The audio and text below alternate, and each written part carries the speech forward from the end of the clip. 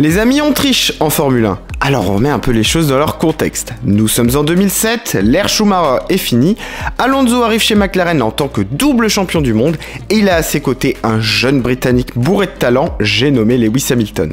Chez Ferrari, on se réorganise, Raikkonen prend le relais de Michael et nos deux équipes vont se battre toute l'année ensemble avec peut-être un petit avantage performance à McLaren. Mais deux choses se passent, Hamilton et Alonso se tirent dans les pattes et surtout dans les coulisses, le conflit guette. Nigel Stepney, un ingénieur de chez Ferrari, envoie des documents confidentiels à un autre ingénieur, lui de chez McLaren, Mike Coughlin. Et figurez-vous que c'est un employé de l'équipe britannique qui a été surpris de voir les documents Ferrari près de la photocopieuse qui va appeler la Scuderia pour les prévenir. Évidemment, à partir de là, la FIA saisit du dossier. L'affaire prend de l'ampleur et le Conseil mondial rend son verdict. McLaren est déclaré coupable de tricherie, l'équipe est exclue du championnat et est condamnée à une amende record de 100 millions de dollars, du jamais vu en F1 et une sanction sans précédent. Les pilotes, eux, de leur côté, sont blanchis. Alors là, ça fait un peu de débat. Est-ce qu'on peut véritablement séparer les pilotes de l'équipe? Puisqu'au final, ils vont piloter la voiture qui a elle-même bénéficié de la tricherie. Enfin ça, c'est une autre question. En tout cas, ce qui est sûr, c'est que c'est une année qui a eu un impact sans précédent pour le team. Alonso va quitter une écurie dans laquelle il s'est jamais vraiment acclimaté, mais surtout, je pense aussi que ça a pu impacter leur performance. À partir de 2009 et la nouvelle réglementation, McLaren ne sera plus réellement une candidate au titre. Alors on peut aussi faire un autre parallèle avec ce qui se passe aujourd'hui. Est-ce que ça ferait pas finalement partie du sport? On l'a vu, ne serait-ce que cette année, quand Aston Martin a revu tout le concept de sa voiture et nous a présenté une monoplace qui était très proche du design de la Red Bull.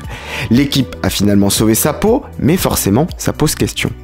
Au-delà de ça, lorsqu'un concept est plus efficace qu'un autre, c'est aussi tout naturel qu'une équipe décide de suivre cette orientation. Malgré tout, on l'a vu, s'inspirer ne veut pas dire recopier, et la preuve d'Aston le démontre, puisqu'ils n'ont pas non plus réussi à complètement renverser la tendance. Alors vous me direz, dans ce cas-là, on s'éloigne complètement du concept de triche et on se rapproche plutôt d'une convergence technique. D'ailleurs, faudra suivre cette année avec attention Mercedes, puisqu'ils vont revoir entièrement leur W14 après que le concept ait montré ses limites. Alors, est-ce qu'ils vont succomber aux sirènes de la facilité et proposer une monoplace qui se rapproche de Red Bull, ou bien encore de Ferrari, ou alors nous présenter une toute nouvelle interprétation? Une chose est sûre, c'est que chez les Flèches d'Argent, on n'a pas eu pour habitude de suivre les autres.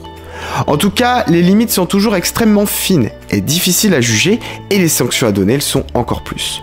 On l'a vu aussi très bien avec le budget de cap dépassé par Red Bull. Toto Wolff l'a d'ailleurs très bien expliqué tout au long de l'affaire. Est-ce qu'on n'aurait pas parfois intérêt à dépasser le budget si c'est pour pouvoir utiliser cet argent pour construire une monoplace plus performante capable de se battre pour le titre? D'ailleurs, dites-moi en commentaire votre avis sur ce que vous pensez de tout ça. Ce qui est sûr en tout cas, c'est que ça nous démontre encore une fois que la F1 est complexe et qu'on flirte toujours avec les règles, mais aussi l'esprit du règlement. Voilà, merci à tous en tout cas d'avoir suivi cette vidéo, on se retrouve nous très vite pour du nouveau contenu, n'oubliez pas de liker et de vous abonner à la chaîne pour ne rien louper et être au courant des prochaines vidéos, et d'ici là, prenez soin de vous et à très vite sur la chaîne, à bientôt.